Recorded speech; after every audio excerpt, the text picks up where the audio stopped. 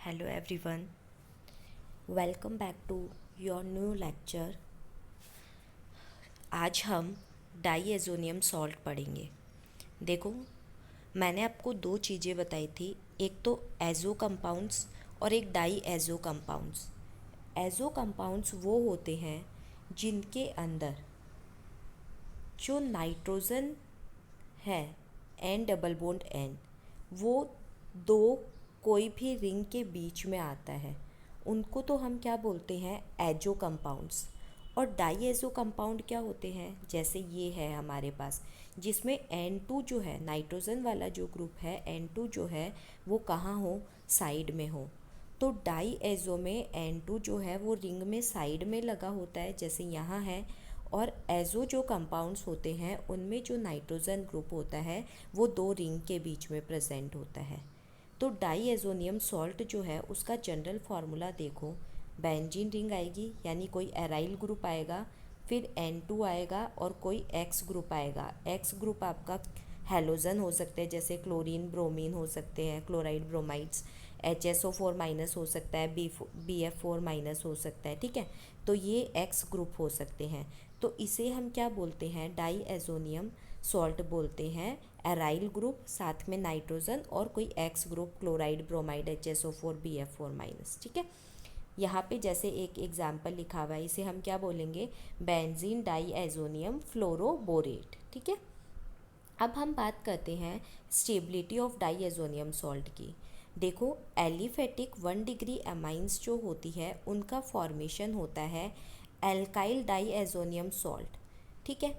Aliphatic 1 degree amines formed, ये जो 1 degree amines होती है आपने पढ़ी थी, एलिफेटिक कौन सी होती है, जिसके अंदर हमारे पास क्या होते हैं, एल्काइल ग्रुप होते हैं, ठीक है। तो एल्काइल डाईएज़ोनियम सॉल्ट का फॉर्मेशन करते हैं वो, जो कि अनस्टेबल होते हैं। एल्काइल का मतलब कौन सा हो गया, बेंजीन रिंग की जगह हमारे पास आर ग्रुप आ जाएगा, RN2+ और X माइनस। लेकिन जो हमारे एरोमेटिक डाईएज़ोनियम सॉल्ट होते हैं या एराइल डाईएज़ोनियम सॉल्ट होते हैं वो स्टेबल होते हैं। बट ये इम्पॉर्टेंट चीज़ है याद रखने वाली, ये आगे रिएक्शन में भी काम आएगी। बहुत कम टेम्परेचर पे 0 to 5 डिग्री सेल्सियस टेम्परेचर पर ही स्टेबल होते हैं। और इनकी स्टेबिलिटी क्यों होती है, क्योंकि इनके अंदर क्या प्रेजेंट होता है, रेजोनेंस प्रेजेंट होता है इस बेंजीन रिंग की वजह से। जबकि आपको पता है अगर आर ग्रुप होगा, जैसे इथाइल हो गया, मिथाइल हो गया, इथाइल हो गया, तो इनके अंदर किसी तरीके का कोई रेजोनेंस प्रेजेंट नहीं है। तो रेजोनेंस नहीं होने की वजह से जो एलिफेटिक होते हैं वो अनस्टेबल होते हैं, और एरोमेटिक में इस बेंजीन रिंग की वजह से रेजोनेंस प्रेजेंट होता है, तो ये स्टेबल होते हैं। अब रेजोनेटिंग स्ट्रक्चर्स देखो, ये देखो हमारे जो डाईएज़ोनियम सॉल्ट है उसकी रेजोनेटिंग स्ट्रक्चर है, आपने बनानी पहले ही सीखी हुई है। देखो ये ट्रिपल बॉन्ड जो आ रहा है उसमें क्या होगा, ये जो डबल बॉन्ड के इलेक्ट्रॉन्स है वो कौन ले लेगा, नाइट्रोजन ले लेगा, क्योंकि नाइट्रोजन की इलेक्ट्रोनेगेटिविटी ज़्यादा है तो ये ले लेगा। तो यहाँ से ट्रिपल बॉन्ड के इलेक्ट्रॉन यहाँ शिफ्ट हो गए, तो यहाँ क्या चार्ज आ जाएगा, प्लस, यहाँ माइनस आ ही जाएगा। अब ये इलेक्ट्रॉन डेफिशिएंट हो गया, इसका मतलब रिंग के अंदर कौन सा चार्ज आएगा, पॉजिटिव चार्ज आएगा। अब आपको इलेक्ट्रॉन्स को तब तक रोटेट करते जाना है जब तक कि हमें ओरिजिनल स्ट्रक्चर नहीं मिल जाए। तो इस बॉन्ड के इलेक्ट्रॉन यहाँ शिफ्ट, तो ये पॉजिटिव चार्ज यहाँ शिफ्ट, फिर ये इलेक्ट्रॉन यहाँ शिफ्ट, तो पॉजिटिव चार्ज यहाँ शिफ्ट, ठीक है। और फिर लास्ट में क्या हो जाएगा, ये वापस यहाँ, ये यहाँ, ठीक है। तो ये वापस हमारा क्या बन जाएगा, ओरिजिनल जैसी स्ट्रक्चर बन जाएगी। तो आपको रेजोनेटिंग स्ट्रक्चर तो बनानी आनी ही चाहिए। रेजोनेटिंग स्ट्रक्चर आपके जब आप हैलोजन वाले कंपाउंड्स पढ़ोगे, हैलोजन डेरिवेटिव्स, तो वहाँ पे भी आएगी। एल्कोहल वाला पढ़ोगे, फिनोल ईथर, वहाँ पे भी आएगी। कार्बोक्सिलिक एसिड, एल्डिहाइड कीटोन पढ़ोगे, वहाँ पे भी आएगी। और अमाइंस पढ़ रहे हो तो यहाँ पे भी आएगी। और आपके एक रेजोनेटिंग स्ट्रक्चर जरूर बनवाते हैं, रेजोनेटिंग स्ट्रक्चर पे एक क्वेश्चन कन्फर्म आता है 100%, ठीक है। और ज़्यादातर जो पूछी जाती है वो या तो अमाइंस की पूछी जाती है, एनिलीन वाले की, और एक फिनोल वाले की, और एक क्लोरोबेंजीन की। इन तीन की रेजोनेटिंग स्ट्रक्चर आपको आनी चाहिए, ठीक है। फिर आता है मेथड्स ऑफ प्रिपरेशन, यानी हम कैसे बना सकते हैं। तो फर्स्ट है डाईएज़ोटाइजेशन। डाईएज़ोटाइजेशन मतलब डाईएज़ो कंपाउंड का फॉर्मेशन। तो कैसे कर सकते हैं हम डाईएज़ोटाइजेशन, देखो ये हमारे पास क्या है, एनिलीन। इसकी रिएक्शन हम HCl के साथ करवा रहे हैं। ये बेस है, ये एसिड है, दोनों मिलकर क्या बना लेंगे, सॉल्ट बना लेंगे। बना लिया, NH3Cl। ठीक है, टेम्परेचर देखो 0 to 5 डिग्री सेल्सियस ले रखा है हमने। ऊपर देखो क्या लिखा हुआ है, conversion of primary aromatic amines into diazonium salt is called diazotisation. मतलब 1 डिग्री एरोमेटिक अमाइंस का किस में कन्वर्ट, ये 1 डिग्री एरोमेटिक अमाइन ही है। ठीक है, इसका किसके अंदर कन्वर्जन कर रहे हैं हम, डाइएजोनियम सॉल्ट के अंदर कन्वर्जन कर रहे हैं, तो इसे हम क्या बोलेंगे, डाइएजोटाइजेशन बोलेंगे। अब देखो प्राइमरी जो अमाइंस होते हैं, डाइएजोनियम सॉल्ट जो होते हैं वो अनस्टेबल होते हैं। ठीक है, इसलिए हम इनको स्टोर नहीं कर सकते हैं और इनको बनाते ही हमें क्या करना पड़ेगा, यूज़ में लेना पड़ेगा। तो ये ध्यान रखना, डाइएजोटाइजेशन के अंदर हम डाइएजो कंपाउंड का फॉर्मेशन करेंगे 1 डिग्री अमाइन से, एरोमेटिक अमाइन से। ठीक है, और जो हमारे ये जो डाइएजोनियम सॉल्ट बनेंगे वो अनस्टेबल होते हैं, इसलिए इनको हम बनाते ही काम में लेते हैं। ये चीज़ ध्यान रखना। अब देखो हमारे पास ये जो है सॉल्ट बन गया। ठीक है, अब इसके बाद क्या होगा, हम इसकी रिएक्शन करवाएंगे HNO2 के साथ। तो यहाँ पे ये एक एक्स्ट्रा स्टेप लिखा हुआ है कि हम HNO2 कैसे बना सकते हैं। हम इसकी रिएक्शन डायरेक्ट NaNO2 और HCl के साथ करवा सकते हैं, या NaNO2 और HCl जो है वो क्या बनाएंगे, NaCl बनाएंगे और HNO2 बनाएंगे। जब ये HNO2 के साथ रिएक्शन करेगा तो हमारे पास यहाँ पे क्या बन जाएगा, डाइएजोनियम सॉल्ट बन जाएगा। N2 और Cl, ये N और ये N2 और ये Cl, और बाकी क्या निकल जाएंगे, H2O के फॉर्म में अलग हो जाएगा। तो आपको याद रखना है, बेंजीन डाइएजोनियम सॉल्ट जो होता है या डाइएजोनियम सॉल्ट जो है हमारा, इसका प्रिपरेशन हम तभी करेंगे जब हमें इसकी नीड हो। हम इसको स्टोर नहीं कर सकते हैं, बना के रख नहीं सकते हैं। अब प्रिपरेशन के लिए जब हम इसको प्रिपेयर कर रहे हैं तो हमें क्या क्या प्रिकॉशंस रखने होंगे। सबसे फर्स्ट जो प्रिकॉशन है वो ये है कि हमें जो डाइएजोटाइजेशन जब हम कर रहे हैं तो हमारा जो सल्यूशन है वो क्या होना चाहिए, बहुत ज़्यादा कोल्ड होना चाहिए, क्योंकि टेम्परेचर कितना होना चाहिए, 0 to 5 डिग्री सेल्सियस होना चाहिए। 5 डिग्री सेल्सियस से ऊपर नहीं होना चाहिए हमारा टेम्परेचर। तो देखो 5 डिग्री सेल्सियस से अगर ऊपर टेम्परेचर चला गया तो हमारे पास यहाँ पे डाइएजो की जगह क्या बन जाएगा, फिनोल बन जाएगा। क्योंकि जो वाटर बना था ना ऊपर, यहाँ ये जो वाटर बना है ये क्या कर लेगा, इसके साथ रिएक्ट कर लेगा और रिएक्ट करके क्या बना देगा, यहाँ पे हमारे पास फिनोल बना देगा। तो ये प्रिकॉशन मस्ट है कि टेम्परेचर को हमें 5 डिग्री सेल्सियस से कम ही रखना है। अब फिज़िकल प्रॉपर्टीज़ देख लो, ये क्या होते हैं, कलरलेस क्रिस्टलाइन सॉलिड होते हैं, वाटर में सॉल्यूबल होते हैं, और कोल्ड टेम्परेचर मतलब ठंडे पानी के अंदर जो है वो ही स्टेबल रहेंगे। अदरवाइज़ तो क्या करेंगे, ये गर्म पानी के साथ रिएक्ट करके फिनॉल बना लेंगे। फिर उसके बाद देखो ये इजीली डिकम्पोज हो जाते हैं ड्राई स्टेट के अंदर, और इनका जो एक्वस सॉल्यूशन होता है वो इलेक्ट्रिसिटी का गुड कंडक्टर होता है। एक हमने पढ़ा था बेंजीन डाइएजोनियम फ्लोरोबोरेट, मतलब बेंजीन रिंग, उसके ऊपर N2 और BF4, वो क्या होता है, वाटर के अंदर इनसॉल्यूबल होता है और रूम टेम्परेचर पे क्या होता है, स्टेबल होता है। अब बात करते हैं केमिकल प्रॉपर्टीज़ की, मतलब ये कौन कौन सी रिएक्शन शो करते हैं। तो इनकी रिएक्शन जो है उनको मेनली 2 कैटेगरीज में डिवाइड किया गया है। एक तो reaction involving displacement of nitrogen, मतलब जिसके अंदर नाइट्रोजन जो है वो निकल रहा है, और दूसरा है जिसके अंदर जो डाइएजो ग्रुप है, मतलब नाइट्रोजन वाला ग्रुप है, वो क्या रहता है, सेम रहता है, एज इट इज़ रहता है। और थर्ड हमने बोल दिया इनके अलावा जो रिएक्शन होगी वो। तो फर्स्ट हम पढ़ते हैं नाइट्रोजन डिस्प्लेसमेंट रिएक्शन। देखो डाइएजोनियम ग्रुप जो होता है उसके अंदर जो लिविंग ग्रुप है वो अच्छा होता है। डाइएजोनियम जो ग्रुप है, मतलब नाइट्रोजन वाला जो ग्रुप होता है, हम क्या पढ़ रहे हैं, नाइट्रोजन डिस्प्लेसमेंट रिएक्शन। और नाइट्रोजन का डिस्प्लेसमेंट कब होगा, जब ये नाइट्रोजन वाला ग्रुप है वो क्या हो, अच्छा लिविंग ग्रुप हो, तभी वो निकल पाएगा। तो नाइट्रोजन जो कंटेनिंग ग्रुप है, मतलब नाइट्रोजन वाला जो ग्रुप है, डाइएजो जो ग्रुप है, वो क्या होता है, एक अच्छा लिविंग ग्रुप होता है। इसलिए वो अदर जो ग्रुप्स होते हैं जैसे क्लोराइड, ब्रोमाइड, आयोडाइड, साइनाइड, इनसे क्या होता है, आसानी से रिप्लेस हो जाता है और नाइट्रोजन गैस को रिलीज़ कर देता है। जैसे हम फर्स्ट पढ़े सब्सटीट्यूशन बाय हाइड्रोजन, यानी हाइड्रोजन के थ्रू रिप्लेसमेंट हो रहा है, और क्या बनेंगे हमारे एरोमेटिक हाइड्रोकार्बन्स बनेंगे। तो देखो यहाँ पे क्या हो रहा है हमारे पास, ये हमारा क्या है, डाईएजोनियम सॉल्ट है। हम इसकी रिएक्शन करा रहे हैं हाइपोफॉस्फोरस एसिड। आप ये जितने भी एसिड्स के नेम आ रहे हैं ना, इनको याद रखना, क्योंकि हम जब पी ब्लॉक पढ़ेंगे ना तो वहाँ पे भी ये आएगा हाइपोफॉस्फोरस एसिड। तो हाइपोफॉस्फोरस एसिड का फॉर्मूला क्या है, H3PO3। इसकी रिएक्शन जब हम डाईएजोनियम सॉल्ट प्लस वाटर के साथ करवा रहे हैं तो हमारे पास यहाँ से नाइट्रोजन क्या होगा, रिप्लेस हो जाएगा। नाइट्रोजन रिप्लेस हो रहा है किसके थ्रू, हाइड्रोजन के थ्रू। तो यहाँ पे क्या आ जाएगा, हाइड्रोजन। तो ये क्या बन गया, C6H6 बन गया, नाइट्रोजन अलग निकल गया। और यहाँ पे देखो H3PO3, ये H3PO3 निकल गया। और जो HCl बचा है, एक H यहाँ पे बचा है क्योंकि एक H तो इसके साथ चला गया, और एक H और Cl मिलकर क्या बना रहे हैं, HCl। तो जब हम H3PO3 हाइपोफॉस्फोरस एसिड के साथ करवाते हैं तो हमारा यहाँ पे क्या होता है, एरोमेटिक हाइड्रोकार्बन बनते हैं। ये C6H6 आपकी बेंजीन रिंग ही है और वो एरोमेटिक हाइड्रोकार्बन है, ठीक है। और क्या बन जाता है, फॉस्फोरस एसिड बन जाता है, ठीक है। तो जब हमारा नाइट्रोजन जो है वो रिप्लेस होता है हाइड्रोजन के थ्रू हाइपोफॉस्फोरस एसिड से रिएक्शन से, तो हमारे पास बेंजीन रिंग बनती है। दूसरा देखो, फिनोल के साथ रिएक्शन करवा रहे हैं, फिनोल के साथ रिएक्शन करा रहे हैं तो वही N2 निकल जाएगी, ये हमारी N2 निकल चुकी है, ठीक है।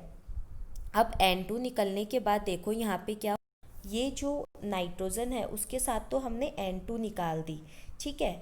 अब N2 निकलने के बाद यहाँ पे क्या हो रहा है, ये देखो, ये जो N2 निकली है वो क्या करेगी, यहाँ से N2 जो निकली है वो निकल गई, और यहाँ से हमारे पास जो H है वो यहाँ पे ऐड हो जाएगा। तो क्या बन गया, C6H6 बन गया, ठीक है। ये C6H6 जो बना है वो क्या है, वापस हमारी बेंजीन रिंग है। फिर यहाँ से देखो क्या क्या निकलेगा, एक तो यहाँ पे हमारे पास है CH3, CH2 और ये O, ठीक है। तो एक तो हमने C6H6 निकाल दिया, एक N2 निकाल दी, फिर एक हम क्या निकाल रहे हैं, H और निकाल देंगे यहाँ से हमारे पास, तो ये HCl निकल गया, ठीक है। अब HCl निकल गया तो हमारे पास यहाँ पे क्या बच गया, CH3 बच गया और ये CHO बच गया, ठीक है, जिसे हम क्या बोलते हैं, इथेनॉल या फिर एसिटाल्डिहाइड। तो आपको तो मेनली दो ही चीज़ें याद रखनी है कि जब आप हाइपोफॉस्फोरस एसिड के साथ रिएक्शन कराते हो तो आपकी बेंजीन बनती है और साथ में फॉस्फोरस एसिड बनता है। जब आप फिनोल के इथेनॉल के साथ रिएक्शन करवाते हो, ये इथेनॉल है, ठीक है, इथेनॉल के साथ रिएक्शन कराते हो तो बेंजीन बनती है और एसिटाल्डिहाइड बनता है। डाईएजोनियम सॉल्ट जो है वो रिड्यूसेस इनटू एराइन्स। एरीन्स का मतलब क्या हो गया, वही हमारे एरोमेटिक, चाहे एराइल बोलो, चाहे एरीन्स बोलो, चाहे एरोमेटिक बोलो, एक ही बात है, ठीक है। विथ हाइपोफॉस्फोरस एसिड क्या देता है, ethanol formic acid plus SnCl2 and HNaOH। Diazonium salt जो है उनको हम रिड्यूस कर सकते हैं एरोमेटिक हाइड्रोकार्बन्स में, किस किस के थ्रू, अभी हमने पढ़ा था, हाइपोफॉस्फोरस एसिड पढ़ाई था, इथेनॉल पढ़ाई था, और इसके अलावा आप फॉर्मिक एसिड के साथ SnCl2 काम में ले सकते हो और बेस को काम में ले सकते हो, ठीक है। अब हम बात करते हैं हैलाइड्स के थ्रू सब्स्टिट्यूशन की। तो इस रिएक्शन को आपको याद करना है, नेम रिएक्शन है सैंडमेयर रिएक्शन, और इसको जितनी भी नोटबुक नेम रिएक्शन है उनको आपको नोटबुक में राइट डाउन भी करना है, ठीक है। तो अब देखो, सैंडमेयर रिएक्शन जो है उसको लिख लेना नोटबुक में और डाईएजोटाइजेशन को लिख लेना। इसके बाद नेक्स्ट हम पढ़ेंगे गाटामान रिएक्शन, उसको भी लिखना है। तो देखो ये हमारा क्या आ गया, और ये सारी रिएक्शन हमारी फर्स्ट चैप्टर में फिर से आएगी। First chapter in the sense जो हमारा हैलोजन डेरिवेटिव्स है उसके अंदर। ये हमारा बेंजीन डाईएजोनियम क्लोराइड है। अब इसकी रिएक्शन जब हम Cu2Cl2, Cu2Br2, Cu2Cn, यहाँ ध्यान रखना सैंडमेयर और गाटामान में बिल्कुल थोड़ा सा ही फ़र्क है, इनके साथ करवा रहे हैं, जैसे HCl लिया, HBr लिया, KCN लिया, तो यहाँ जो हम ले रहे हैं वो यहाँ पे ऐड हो जाएगा, N2 निकल जाएगा और HCl निकल जाएगा, ये Cl ऐड हो गया, HBr है तो Br ऐड हो गया, Cn है तो Cn ऐड हो गया, और N2 HCl ये हमारे निकल जाएंगे, ठीक है। यहाँ KCN है तो KCl निकल जाएगा। याद रखना यहाँ हम क्या ले रहे हैं, सैंडवेयर के अंदर Cu2X2 ले रहे हैं। X2 मतलब Cl2 भी हो सकता है, Br2 भी हो सकता है, Cn2 भी हो सकता है। और बन रहे हमारे क्या है, क्लोरोबेंजीन, ब्रोमोबेंजीन, साइनोबेंजीन। ये देखो, अब ये है हमारी गाटामान रिएक्शन। गाटामान रिएक्शन के अंदर हम यहाँ पे सिर्फ कॉपर पाउडर को काम में लेते हैं, सिर्फ इतना सा ही डिफरेंस है, बाकी सेम रिएक्शन है। यहाँ पे हम Cu2X2 काम में लेते हैं और यहाँ पे हम सिर्फ कॉपर पाउडर को काम में लेते हैं। तो ये क्या बन जाएगा, वही क्लोरोबेंजीन, ब्रोमोबेंजीन, साइनोबेंजीन। ठीक है। फिर हम बात करते हैं नेक्स्ट नेम रिएक्शन की, जिसे हम बोलते हैं बॉल्शमान रिएक्शन। इसके अंदर हम फ्लोरोबेंजीन बनाते हैं, वही हमारा डाईएजोनियम सॉल्ट हमने ले रखा है। यहाँ पे जो रिएक्शन करवाते हैं वो हम कराते हैं HbF4 के साथ। HbF4 के साथ हम करवाएंगे रिएक्शन, तो हमारा जो क्या है, H के साथ कौन चला जाएगा, X चला जाएगा और ये BF4 माइनस ऐड हो गया। BF4 माइनस को जब हम हीट करेंगे तो नाइट्रोजन निकल जाएगा और BF3 निकल जाएगा। एक फ्लोरीन जो बचा है वो यहाँ पे आ जाएगा। ठीक है। तो ये हमारी क्या हो गई, फ्लोरोबेंजीन। क्योंकि हम फ्लोरोबेंजीन को डायरेक्ट इस तरीके से नहीं बना सकते हैं, इसलिए यहाँ जैसे हमने बनाया ना HF के साथ रिएक्शन करा के हम नहीं बना सकते हैं फ्लोरोबेंजीन को, इसलिए हमें किसके साथ रिएक्शन करवानी पड़ रही है यहाँ पे, HbF4 के साथ। फिर हमारे पास क्या बनेगा, फ्लोरोबेंजीन बनेगा, जिसे हम बोलते हैं बाल्शमान रिएक्शन। फिर हमारे पास आता है आयोडोबेंजीन, वही Ki के साथ रिएक्शन करा दो, KX निकल जाएगा, N2 निकल जाएगा और Ia ऐड हो जाएगा। फिर उसके बाद है फिनोल का फॉर्मेशन। फिनोल का फॉर्मेशन करा रहे हैं तो हम वाटर के साथ रिएक्शन करवा देंगे, तो N2 निकल जाएगा हमारा, H के साथ X चला जाएगा और OH यहाँ पे ऐड हो जाएगा। फिर उसके बाद आता है साइनो कंपाउंड्स का सिंथेसिस। तो साइनो कंपाउंड्स के सिंथेसिस में यहाँ पे क्या ले लो, CuCN ले लो, तो N2 निकल जाएगा और CuCl चला जाएगा और Cn ऐड हो जाएगा, तो साइनो कंपाउंड बन गया। फिर बात करते हैं रिडक्शन। रिडक्शन का मतलब क्या हुआ, हमें क्या करवाना पड़ेगा, एडिशन ऑफ हाइड्रोजन करवाना पड़ेगा। ठीक है। और रिडक्शन के लिए रिड्यूसिंग एजेंट हमारे पास क्या है, SnCl2 है। तो वही SnCl2 की जब हम इसके साथ रिएक्शन करवाएंगे तो यहाँ पे हमारे पास 4 हाइड्रोजन है, तो एक हाइड्रोजन तो HCl के फॉर्म में अलग हो जाएगा और 3 हाइड्रोजन जो N डबल बॉन्ड N बना हुआ है ना, यहाँ पे एक हाइड्रोजन ऐड होगा और यहाँ पे 2 हाइड्रोजन ऐड होंगे, तो बॉन्ड बीच में कैसा हो जाएगा, सिंगल। तो addition of hydrogen is reduction. और फिर उसके बाद में लास्ट है हमारे पास डाईफिनाइल्स का फॉर्मेशन। डाईफिनाइल्स हमारे ये वाले होते हैं जिसके अंदर 2 बेंजीन रिंग इस तरीके से कनेक्टेड होती है। तो ये हमारा हो गया। अब इसकी रिएक्शन किसके साथ करा दो, बेंजीन के साथ करा दो, तो N2 तो हमारा चला गया, ये चला गया, यहाँ से एक क्या निकल जाएगा, हाइड्रोजन। ये जैसे यहाँ हाइड्रोजन था, ये हाइड्रोजन निकल गया HCl के फॉर्म में, तो ये भी क्या बन गया, C6H5 और दूसरा भी क्या बन गया, C6H5। तो ये क्या बन गए, बाईफेनिल्स बन गए। ठीक है। अब इसके बाद थायोल्स। थायोल जो है उसके अंदर हमारे पास क्या आता है, SH आता है। ठीक है। अब यहाँ पे थायोल के लिए हम KSH काम में लेंगे, तो KCl निकल जाएगा, N2 निकल जाएगा और क्या बन जाएगा, थायोल बन जाएगा।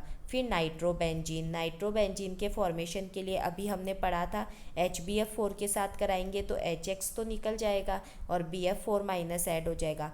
अब यहाँ पे हमें किसके साथ रिएक्शन करानी है, NaNO2। NaNO2 के साथ रिएक्शन कराएंगे कॉपर की प्रेजेंस में हीट करके, तो यहाँ पे जो N2 है वो तो निकल गई। ठीक है। अब NO2 जो है वो यहाँ ऐड हो गया। अब हमारे पास क्या बचा हुआ है, BF4। तो BF4 में से BF3 तो चला जाएगा, एक फ्लोरीन जो है वो यहाँ पे जो सोडियम बचा है उसके साथ निकल जाएगा। वैसे भी सोडियम पोटेशियम को जैसे ही हैलोजन दिखते हैं उनके साथ निकल लेते हैं, तो ये भी यहाँ से निकल लिया, जैसे ये रहा NaF। तो Na क्या चला गया, NaF चला गया, N2 निकल गया, BF3 चला गया और ये NO2 इस रिंग पे ऐड हो गया।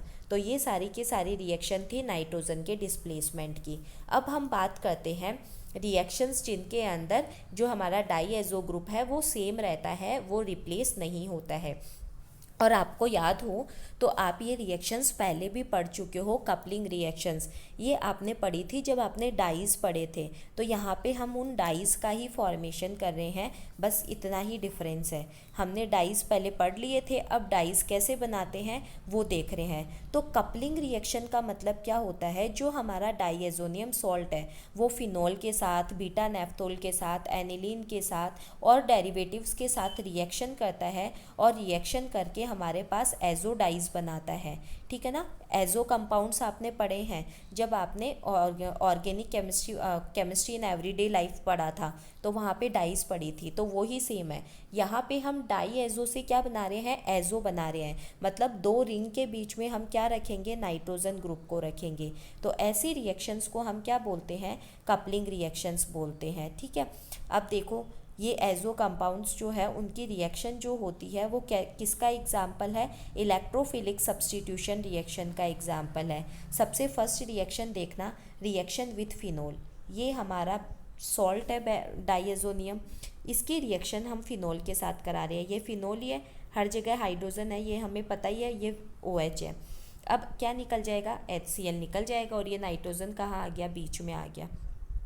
तो ये हमारी क्या बन गई, डाई एजो डाई बन गई। मतलब एजो जो डाई एजो कंपाउंड था वो किस में कन्वर्ट हो गया, एजो कंपाउंड में कन्वर्ट हो गया। तो ये क्या बन गई, एजो डाई बन गई, जिसका कलर कैसा होता है, ऑरेंज होता है। यहाँ पे OH ग्रुप भी लगा हुआ है। ठीक है। तो इस तरीके से आपको सिर्फ यही करना है, फिनोल हो, एनिलीन हो, बीटा नेफ्थोल हो या और कोई डेरिवेटिव हो, वहाँ से आपको दो रिंग के बीच में बस नाइट्रोजन को सेफ रखना है और आपकी क्या बनती जाएगी, डाइज बनती जाएगी। नेक्स्ट रिएक्शन देख लो, सेम यही रिएक्शन है हमारे पास। ये देखो, ये डाइएजोनियम सॉल्ट, ये हमारा एनिलीन है ही है, तो यहाँ से HCl निकल जाएगा, ये डाइएजो बीच में आ गया। एक चीज़ याद रखना, कभी भी आप जब रिएक्शन लिखो तो प्रोडक्ट को हमेशा प्रोडक्ट के साइड में लिखना है, ये ऐसे इधर नहीं लिखना है। ठीक है। तो ये डबल बॉन्ड N और इसके साथ में कौन ऐड हो जाएगा, ये बचा हुआ हमारा जो ग्रुप है ये वाला यहाँ पे ऐड हो जाएगा। ठीक है। और ये HCl निकल गया। फिर उसके बाद देखो ये कैसे कलर की डाई बनी है, येलो कलर की डाई बनी है। फिर बीटा नेफ्थोल, बीटा नेफ्थोल जो है इसके अंदर OH, मैंने आपको एनिलीन वाला एक एग्जाम्पल करवाया था ये नॉमेनक्लेचर में, तब मैंने बताया था कि यहाँ पे OH होता है तो उसे हम बीटा नेफ्थोल बोलते हैं और OH की जगह NH2 होता है, तब हमने उसका नॉमेनक्लेचर किया था, ध्यान हो तो। अब वही बेंजीन डाइएजोनियम सॉल्ट लेना है, बीटा नेफ्थोल के साथ रिएक्शन करा दो, HCl निकल जाएगा, बाकी दोनों के बीच में कौन आ जाएगा, ये रिंग आ जाएगी। तो इसको यहाँ पे बनाना है, प्रोडक्ट साइड में लिखना है, रिएक्टेंट साइड में नहीं। और ये जो डाई बनती है ये कैसे कलर की होती है, ऑरेंज रेड कलर की डाई होती है। फिर उसके बाद हम करवाते हैं डाई मिथाइल एनिलीन के साथ रिएक्शन। ये हमारा एनिलीन था, जब हमने यहाँ पे क्या लगा रखा था, NH2। अब दोनों हाइड्रोजन को हटा के हमने दो मिथाइल लगा दिए, तो हमारा क्या बन गया, एनिलीन डेरिवेटिव बन गया। वही HCl निकाल दो, HCl निकाल दिया तो अब ये नाइट्रोजन बीच में आ जाएगा और ये ग्रुप ऐसा का ऐसा ऐड हो जाएगा। तो ये हमारे पास बटरी येलो कलर की डाई बन जाती है। तो ये चार रिएक्शन है हमारे पास, कौन कौन सी जो कंपाउंड्स होते हैं वो कौन कौन सी डाइज का फॉर्मेशन करते हैं। अब हम बात करते हैं इम्पोर्टेंस की। तो इम्पोर्टेंस जो है वो किस किस में है, डाइएजोनियम सॉल्ट जो होते हैं बहुत ही अच्छे क्या होते हैं, इंटरमीडिएट होते हैं। इंट्रोडक्शन ऑफ द हैलोजन, मतलब हम इनकी हेल्प से, अभी आपने पढ़ा था ना रिएक्शंस जो पढ़ी थी सैंडमेयर गाटामान, इनकी हेल्प से हम क्या बना सकते हैं, क्लोरोबेंजीन, ब्रोमोबेंजीन, साइनोबेंजीन। ठीक है। तो ये जो है बहुत ही अच्छे इंटरमीडिएट है बेंजीन रिंग पे halogen, Fino, OH, NO2 cyanide group को इंसर्ट करवाने में। दूसरा जो एराइल फ्लोराइड्स होते हैं और आयोडाइड्स और साइनाइड्स होते हैं, इनको हम क्या कर सकते हैं, इजीली प्रिपेयर कर सकते हैं डाइएजोनियम सॉल्ट की हेल्प से। इसके अलावा हमने पढ़ा था कि डाइएजो ग्रुप जो है वो रिप्लेस हो जाता है अदर ग्रुप की हेल्प से। इसका मतलब हम क्या बना सकते हैं, सब्स्टिट्यूटेड एरोमेटिक कंपाउंड्स बना सकते हैं, जिनको हम डायरेक्टली बेंजीन रिंग के थ्रू नहीं बना सकते हैं। मतलब ऐसा पॉसिबल नहीं है कि हम बेंजीन रिंग की रिएक्शन डायरेक्ट किसी ग्रुप से कराएं, जैसे आयोडीन से करा दी, फ्लोरीन से करा दी, या साइनाइड से करा दी तो ये डायरेक्ट बना लेंगे, ऐसा पॉसिबल नहीं है। जो डाइएजोनियम सॉल्ट है उनके साथ हम इनकी रिएक्शन करके क्या करा सकते हैं, सब्स्टिट्यूटेड बेंजीन बना सकते हैं। अब नेक्स्ट हमारा टॉपिक आता है साइनाइड और आइसोसाइनाइड। तो साइनाइड का मतलब हमारा CN है, आइसोसाइनाइड का मतलब हमारा NC है, ठीक है। अब देखो HCN जो है ये तो हमारा क्या हो गया, हाइड्रोजन साइनाइड, और HNC क्या हो गया, हाइड्रोजन आइसोसाइनाइड। ऐसे ही R हो गया, और ऐसे ही एल्काइल है, R है तो एल्काइल बोल दो, AR है तो एराइल बोल दो। एराइल मतलब बेंजीन रिंग, ठीक है। अब हम नॉमेनक्लेचर पढ़ते हैं इनका। तो नॉमेनक्लेचर देखो वही कॉमन नेम सिस्टम में पढ़ना है और IUPAC सिस्टम में पढ़ना है। तो सबसे फर्स्ट हमारे पास आता है CH3CN। ये जो CH3CN है इसे हम कॉमन नेम में तो क्या बोलेंगे, मिथाइल साइनाइड। और ये है name on the basis of acid के बेस पर। जब दो कार्बन होते हैं तो एसिड लगाते हैं, और CN के लिए हम नाइट्राइल लगाते हैं, और जो NC होता है उसके लिए आइसोनाइट्राइल लगाते हैं, तो एसीटोनाइट्राइल। अब हम यहाँ पे तो क्या बोलेंगे, जब इनका नेम करेंगे कॉमन सिस्टम में, एल्काइल साइनाइड, और यहाँ पे क्या होगा, एल्केन नाइट्राइल। तो दो कार्बन है तो इथेन नाइट्राइल, तीन कार्बन हो गए तो प्रोपेन नाइट्राइल। और यहाँ देखो यहाँ पे दो कार्बन, तीन कार्बन इंक्लूड नहीं करने हैं, क्योंकि एक कार्बन तो साइनाइड का ही होगा कॉमन नेम सिस्टम में, और एक कार्बन हो जाए, जो भी बचे हुए कार्बन है वो इथाइल मिथाइल प्रोपाइल वो हो जाएंगे। फिर ये एसिड के बेस पे है प्रोपियोनाइट्राइल। फिर उसके बाद नेक्स्ट हमारे पास एग्जाम्पल है चार कार्बन का। तो चार कार्बन में हमारे पास तीन कार्बन तो किसके हो गए, प्रोपाइल के, तो N प्रोपाइल। जैसे यहाँ पे देखो ये क्या है, आइसोप्रोपाइल, तो इन ग्रुप्स का ध्यान रखना है, N आइसोनियो, तो ये N प्रोपाइल साइनाइड, और ये क्या है, आइसोप्रोपाइल साइनाइड। ये N ब्यूटाइरोनाइट्राइल और ये आइसोब्यूटाइरोनाइट्राइल। और वही यहाँ पे इनका नेम क्या हो जाएगा, एल्केन नाइट्राइल, तो N ब्यूटेन नाइट्राइल। और अब इसमें हमें क्या लेनी पड़ेगी, रूट चेन लेनी पड़ेगी। जब हम रूट चेन ले रहे हैं तो हमारे पास तीन कार्बन की चेन आएगी, नंबरिंग यहाँ से करेंगे 1 2 3, तो 2 पे हमारे पास सब्स्टिट्यूएंट आ रहा है तो 2 मिथाइल। फिर रूट चेन कितने कार्बन की है, 3, तो प्रोपेन, और लास्ट में क्या लग जाएगा, जो भी फंक्शनल ग्रुप है उसका सफिक्स लग जाएगा नाइट्राइल, ठीक है। ऐसे ही इसके बाद हमारे नेक्स्ट है आइसोसाइनाइड के एग्जाम्पल। तो आइसोसाइनाइड में ये दो एग्जाम्पल है, तो ये क्या हो जाएगा, N प्रोपाइल आइसोसाइनाइड, ये आइसोप्रोपाइल आइसोसाइनाइड, N ब्यूटाइरो, और ये आइसोब्यूटाइरो। अब देखो नॉमेनक्लेचर हम कैसे करेंगे, हम इसको क्या बोल सकते हैं, NC के लिए हम क्या यूज़ में ले सकते हैं, आइसोनाइट्राइल भी यूज़ में ले सकते हैं, और कार्बिल एमाइन भी यूज़ में ले सकते हैं। जैसे मैंने यहाँ पे लिख दिया इसका name, N propyl carbyl amine, ठीक है, क्योंकि तीन कार्बन है, और NC को क्या बोल दिया, कार्बिल एमाइन। दूसरा हम इसका जैसे नीचे वाले का लिखा है मैंने, क्या हो सकता है इसका name, propane to isonitrile. Propane to isonitrile कैसे होगा, वही तीन कार्बन की चेन हो गई, 1 2 और ये 3, तो 2 जो है उसके ऊपर देखना हमारे पास क्या आ रहा है यहाँ। अच्छा एक चीज़ और देखो पहले, यहाँ पे जब हम NC लिख रहे हैं, क्योंकि यहाँ हमारा CN नहीं है, NC है, तो NC वाला तो कार्बन नाइट्रोजन आ रहा है ना, तो वो तो इंक्लूड होगा नहीं चेन में, तो हमारी चेन ये बनेगी तीन कार्बन की। नंबरिंग किधर से करेंगे, 1 2 और ये 3 नंबरिंग, तो 2 पे हमारा ये NC वाला ग्रुप आ रहा है, तो ये तो हमारा फंक्शनल ग्रुप है, इसके लिए तो हम क्या लगाएंगे, सफिक्स लगाएंगे, तो इसको तो लास्ट में लिख दिया सफिक्स लगा के। अब देखो प्रोपेन तीन कार्बन की चेन है तो प्रोपेन लगा दिया। फिर सेकंड नंबर पे हमारा फंक्शनल ग्रुप है 2, और NC के लिए क्या लगाते हैं, आइसोनाइट्राइल। दूसरा आप क्या नेम लिख सकते हो इसका, कार्बिल अमाइन के फॉर्म में लिखना है तो आइसोप्रोपाइल, और क्या हो जाएगा, कार्बिल अमाइन, ठीक है। तो दोनों तरीके से नेम लिख सकते हो। ध्यान रखना जब आपका NC ग्रुप है तब तो आपको इसको रूट चेन में इंक्लूड नहीं करना है, क्योंकि नाइट्रोजन आ रहा है, और हम कार्बन को ही रूट चेन में इंक्लूड करते हैं, जैसे CN में कर सकते हैं, लेकिन NC में नहीं कर सकते हैं। जब आप कार्बिल अमाइन के फॉर्म में लिखते हो तो आपको क्या करना है, जितने कार्बन है उसको लिख दो और कार्बिल अमाइन लिख दो। और जब आइसोप्रोपेन के फॉर्म में, आइसोनाइट्राइल के फॉर्म में लिखते हो तो रूट चेन सेलेक्ट कर लो और उसके बाद लास्ट में सफिक्स लगा दो। अब आती है आइसोमेरिज्म। आइसोमेरिज्म वही CN जो है वो किस में कन्वर्ट हो जाएगा, NC में।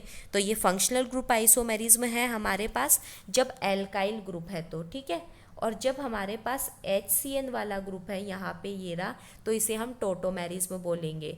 टोटोमेरिज्म आप सबने पढ़ रखी है, मैंने आइसोमेरिज्म पढ़ा रखी है। उसके अंदर आपका टोटोमेरिज्म में जो कीटो है वो किस में कन्वर्ट हो जाता है, इनोल में कन्वर्ट हो जाता है, ठीक है। और यहाँ पे देखो, जैसे मैंने एक एग्जाम्पल लिख रखा है, ये आपका N डबल बॉन्ड O था, तो यहाँ पे देखो इन और ये ओल, ये बन गया ना।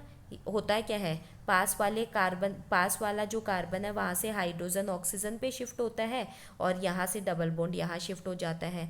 ये ऐसे ही सेम यहाँ पे भी यही हो रहा है, ये C ट्रिपल बॉन्ड N और ये H, ठीक है। तो यहाँ से हमारे पास क्या होगा, जो पास वाला का हाइड्रोजन है वो यहाँ पे शिफ्ट हो जाएगा, तो हमारे पास क्या बन जाएगा, ये HNC बन जाएगा। तो ये एक तरीके की टोटोमेरिज्म ही है, इसको हमें ध्यान में रखना है, ठीक है। अब देखो उसके बाद हम बात करते हैं, अच्छा एक और चीज़ आपने अगर देखी हो तो आपको पता है C और N के बीच में जो बॉन्ड आता है वो कैसा होता है, क्योंकि कार्बन के हमें 4 वैलेंसी पूरी करनी है, तो यहाँ पे देखो एक जो बॉन्ड आता है वो कोऑर्डिनेट बॉन्ड आता है, ठीक है ना। फिर उसके बाद देखो आगे हम बात करते हैं मेथड्स ऑफ प्रिपरेशन की, कि हम जो साइनाइड्स, आइसोसाइनाइड्स हैं उनको कैसे प्रिपेयर कर सकते हैं। देखो हमारे पास सबसे फर्स्ट प्रिपरेशन का मेथड है एल्काइल हैलाइड से। ये एल्काइल हैलाइड है, RX का मतलब एल्काइल हैलाइड। HCN और AgCN very very very important reaction, बहुत बहुत ज़्यादा इम्पॉर्टेंट रिएक्शन है ये वाली, याद रखना। वापस हम पढ़ेंगे जब हैलोजन डेरिवेटिव्स पढ़ेंगे। यहाँ हम रिएक्शन करा रहे हैं KCN के साथ और एक AgCN के साथ। याद रखना KCN जो होता है उसके साथ तो हमेशा और हमेशा RCN बनेगा, और जो RX होता है उसके साथ RNC बनेगा। RX जो है KCN के साथ करेगा, पोटेशियम के साथ तो साइनाइड बनाएगा, और जब AgCN के साथ करेगा तो आइसोसाइनाइड बनाएगा। अब आपके क्वेश्चन पूछा जाता है, RX प्लस KCN दे दिया आपको प्रोडक्ट बनाना होता है, RX प्लस AgCN दे दिया आपको प्रोडक्ट बनाना होता है। क्वेश्चन पूछा जाता है कि KCN क्यों बनता है, KCN के साथ RCN क्यों बनता है, और जब AgCN के साथ रिएक्शन होती है तो NC क्यों बनता है। इसका आंसर आपको फाइंड करना है, और इसका आंसर आपको मिल जाएगा हैलोजन डेरिवेटिव्स के अंदर। तो इसको देखना और फिर सोचना कि ऐसा होता क्यों है, बाकी मैं एक्सप्लेन कर दूंगी जब हम हैलोजन डेरिवेटिव्स पढ़ेंगे वहाँ पे। तो RX जो है इस रिएक्शन को तो लिख ही लेना नोटबुक में, और बहुत इंपॉर्टेंट रिएक्शन है। ऐसी ही सेम रिएक्शन हम पढ़ेंगे KNO2 और AgNO2 के साथ भी। तो RX KCN के साथ साइनाइड बनाता है और AgCN के साथ आइसोसाइनाइड बनाता है। नेक्स्ट है एमाइड्स। एमाइड का मतलब हमारा कौन सा ग्रुप होता है, CONH2 ग्रुप। इसे हम क्या बोलते हैं, अमाइड बोलते हैं।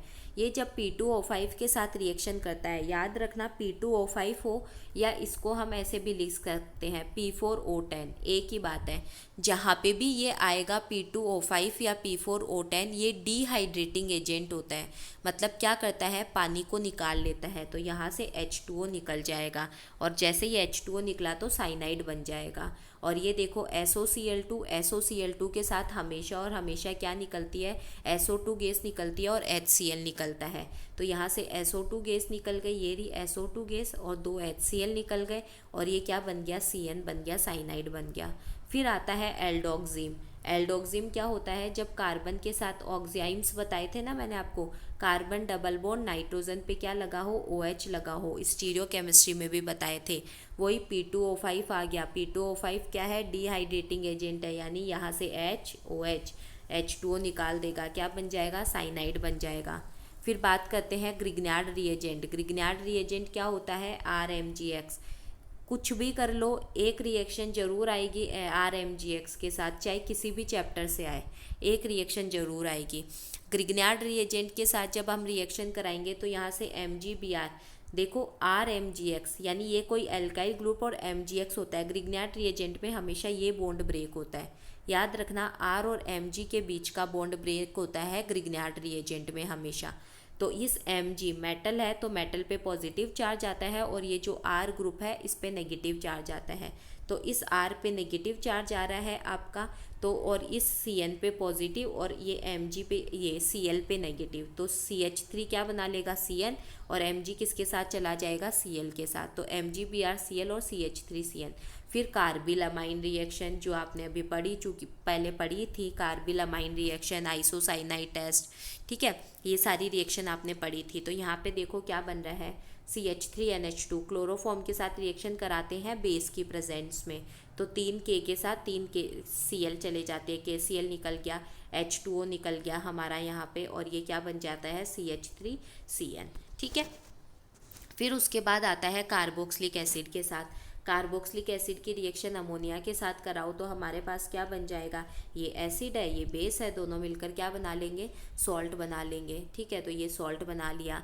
फिर इसको एलुमिना के साथ हीट करते हैं, गर्म करते हैं, तो हमारे पास क्या बनता है CH3CONH2, मतलब क्या निकल जाएगा, H2O निकल जाएगा, निकल गया। फिर इसको फिर से हीट करेंगे हम, तो यहाँ से फिर से क्या निकल जाएगा, H2O निकल जाएगा, और ये क्या बन गया हमारे पास, साइनाइड बन गया, ठीक है। तो ये हमारे साइनाइड और आइसोसाइनाइड के मेथड ऑफ प्रिपरेशन थे।